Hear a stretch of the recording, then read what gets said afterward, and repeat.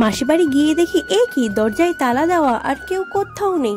তো বন্ধুরা আমি রেডি হয়ে গেছি, অপেক্ষা করছি বাসের জন্য। আর ওই যে আসছে আমার বাস।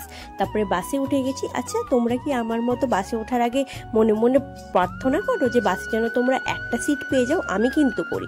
তারপরে আর কি বাস থেকে নেমে চলে গেলাম একটা মিষ্টির দোকানে। দেখেছো কত রকমের মিষ্টি। আমি এখান থেকে মিহিদানা নিয়েছি, মাসির বাড়ি যাবো বলে কথা, একটু তো মিষ্টি নিতেই হয়। আর এখানে সব থেকে ফেভারিট মিষ্টি হলো আমার রসমালাই। তারপরে আর কি চলে গেলাম বাসে। তারপরে আবার বাস থেকে নেমে এবারে হেঁটে হেঁটে যাচ্ছি মাসির বাড়ি। কিন্তু মাসির বাড়ি এসে দেখি চারিদিকে ফাঁকা, কেউ কোথাও নেই, আবার দরজায় তালাও লাগানো।